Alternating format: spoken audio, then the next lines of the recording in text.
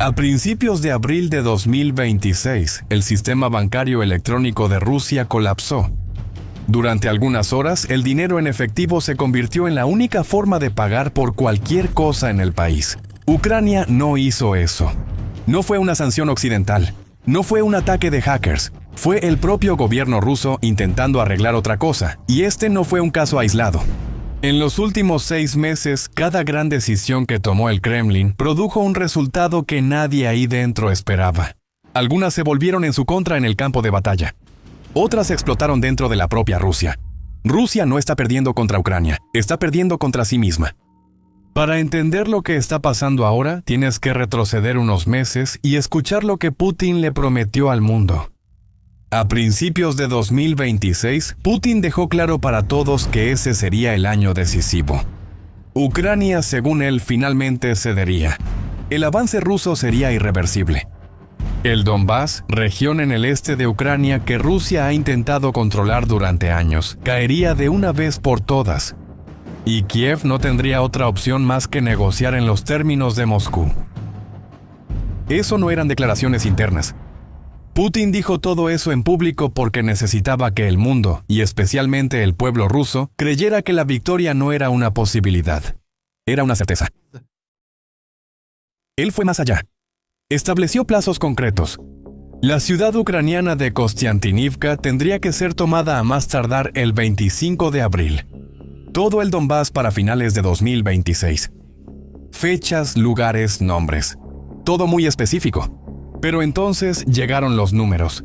Y cuentan una historia completamente diferente. La cantidad de territorios que Rusia conquista por día cayó 2/3 en los últimos 18 meses.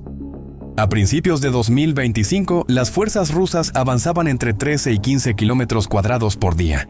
Hoy ese número cayó a menos de 6. En todo el mes de marzo de 2026, Rusia perdió más territorio del que ganó. El área que devolvió a Ucrania equivale en tamaño a la mitad de la isla de Manhattan. Y el 1 de abril, el Ministerio de Defensa ruso hizo un anuncio triunfal.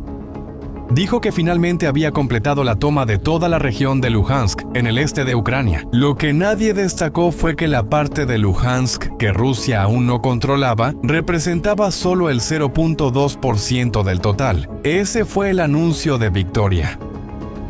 Pero los números del campo de batalla son solo parte de la historia. Lo que casi nadie está poniendo lado a lado son 3 decisiones que el gobierno ruso tomó en los últimos meses fuera del frente. 3 decisiones que parecían tener sentido en el momento y que resultaron completamente contraproducentes, cada una más absurda que la anterior. Vamos a empezar por la primera de ellas. Mira, la máquina de guerra rusa funciona a base de petróleo. Siempre ha funcionado así. Es el petróleo el que financió a los soldados, los misiles, los drones. Sin ese ingreso, la guerra no avanza. Por eso, cuando Ucrania empezó a atacar los puertos rusos de exportación de petróleo en el mar Báltico, alcanzando las instalaciones de Ust-Luga y Primorsk 5 veces en solo 10 días, Moscú necesitaba reaccionar. Y reaccionó. El viceprimer ministro ruso creó una medida de emergencia, prohibiendo todas las exportaciones rusas de gasolina desde el 1 de abril hasta el 31 de julio. Uno de los mayores productores de petróleo del mundo prohibió sus propias exportaciones de combustible. No fue Ucrania quien hizo eso. Fue el propio gobierno ruso, porque la destrucción de los puertos amenazó el suministro de combustible dentro del país. Y el momento no podría ser peor para Moscú. Los precios del petróleo están en los niveles más altos desde la pandemia, impulsados por el bloqueo iraní del estrecho de Hormuz, un paso marítimo estratégico en Medio Oriente por donde pasa gran parte del petróleo mundial. Rusia debería estar ganando una fortuna ahora. En vez de eso, los ataques llegaron a paralizar al menos el 40% de la capacidad rusa de exportar petróleo. El peor recorte de exportación en la historia moderna de Rusia, según cálculos de Reuters. El dinero que debería financiar la guerra de Putin quedó varado en puertos destruidos en la costa báltica sin tener a dónde ir. Pero ese no fue el único disparo en el pie. Tal vez el episodio más improbable de toda esta guerra no haya ocurrido en el campo de batalla, sino dentro de la propia Rusia. En febrero de 2026, el gobierno ruso decidió bloquear Telegram. Son más de 90 millones de rusos usando la aplicación cada mes, y cerca de 65 millones accediendo todos los días. Soldados en el campo de batalla lo usan para coordinar operaciones. Las autoridades del gobierno lo usan para comunicarse. El propio gobierno lo usa para influir en la opinión pública antes de las elecciones de septiembre. Pero los servicios de seguridad rusos vieron Telegram como una amenaza y empezaron a dificultar el acceso a la aplicación para empujar a los usuarios a usar un sustituto creado y controlado por el propio Estado ruso llamado Max. Max no protege los mensajes de los usuarios. Comparte todo con los servicios de seguridad siempre que ellos lo piden. Y de acuerdo con investigaciones periodísticas, está controlado por la familia de Putin. La reacción fue inmediata y vino de donde menos se esperaba. Soldados rusos en el campo de batalla llamaron al bloqueo una amenaza directa a las comunicaciones militares. Blogueros pro-guerra, las voces más leales al gobierno ruso en Internet, se pronunciaron públicamente contra la decisión. Un diputado ruso llamó a los responsables, sin rodeos, idiotas. Entonces, para empeorar las cosas, el gobierno ruso intentó bloquear las herramientas que la gente estaba usando para evadir el bloqueo y seguir utilizando Telegram de todas formas. Estas herramientas funcionan como un túnel virtual que disfraza la conexión del usuario, haciendo parecer que está navegando desde otro país. Y fue ahí cuando las cosas se salieron completamente de control. Según el propio fundador de Telegram, Pavel Durov, el bloqueo de estas herramientas también tumbó los sistemas electrónicos de pago del país. Por un tiempo, el dinero en efectivo se habría convertido en la única forma de pago en gran parte de Rusia. El país que realizó algunos de los ataques digitales más sofisticados de la historia, tumbó su propio sistema financiero al intentar impedir que las personas usaran una aplicación de mensajería. Piensa en eso por un segundo. Ese día, el mayor obstáculo para la guerra de Rusia no fue un dron ucraniano, no fue una sanción occidental, no fue la falta de soldados, fue una aplicación de mensajería. Ahora detente a pensar en una cosa. Si pasaras más de 3 años usando un arma contra un enemigo, y ese enemigo no solo aprendiera a defenderse de ella, sino que encontrara una forma de convertir esa defensa en un negocio multimillonario, ¿qué diría eso sobre tu estrategia? Guarda esa respuesta. Porque la ironía más profunda de toda esta guerra aún estaba por venir. Durante más de 3 años, Rusia lanzó drones de fabricación iraní, conocidos como Shahed, contra Ucrania casi todas las noches. Cientos a la vez. A veces más de 1000 en un solo ataque. El objetivo era simple: destruir la infraestructura ucraniana y desgastar a la población civil. Pero el efecto colateral fue algo que Moscú nunca calculó. Ucrania no tuvo otra opción más que aprender a derribar esos drones. Y aprendió desarrollando drones interceptores. Es decir, drones hechos específicamente para destruir otros drones en el aire, capaces de derribar un Shahed por alrededor de $2,000. Para que se den una idea, cada misil del sistema estadounidense Patriot, usado para defensa aérea, cuesta casi $4 millones por disparo. Ahora, Irán ataca a sus vecinos en el Golfo Pérsico con esos mismos drones Shahed.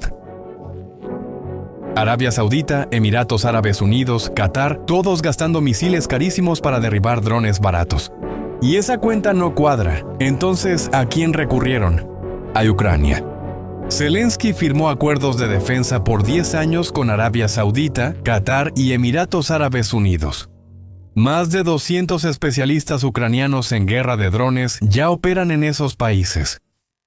La Saudi Aramco, gigante petrolero de Arabia Saudita y una de las empresas más grandes del mundo, se puso en la fila para comprar los sistemas ucranianos. El arma que Rusia usó para aterrorizar a los civiles ucranianos creó, sin querer, una industria de exportación de miles de millones de dólares para el país que intentó destruir.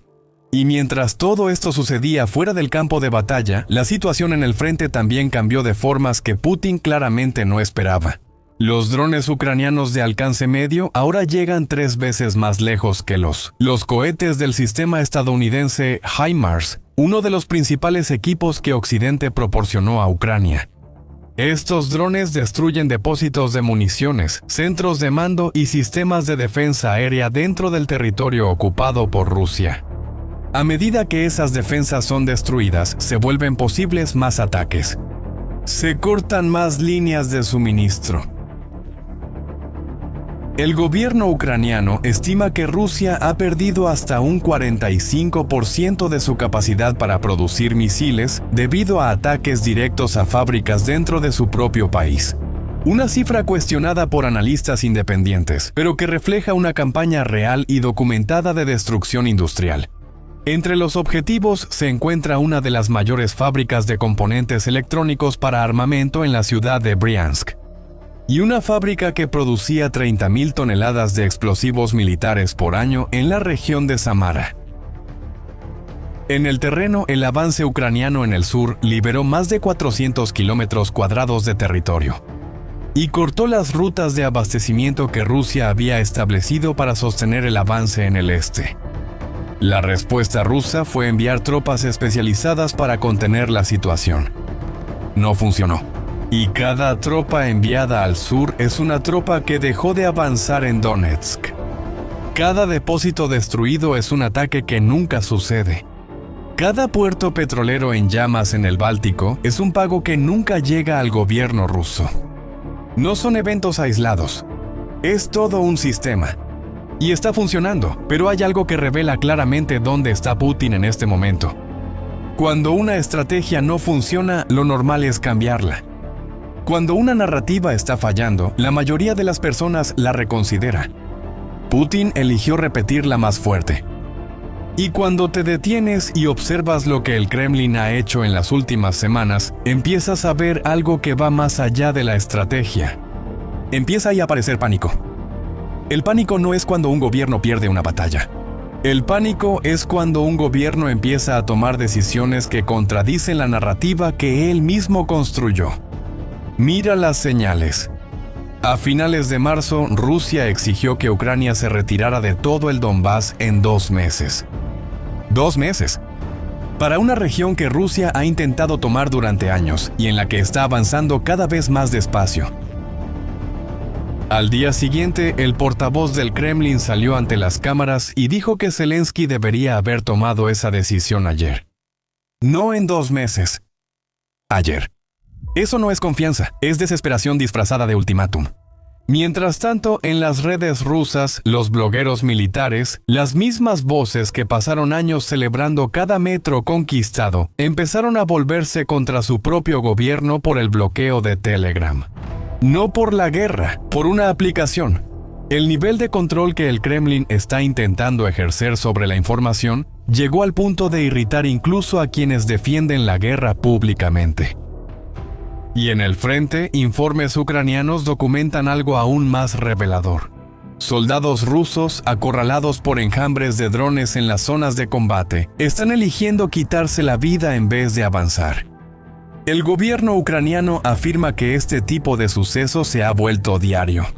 Es la cara más humana y más brutal de lo que está pasando con la moral de las fuerzas rusas en el terreno. Detente a pensar en eso.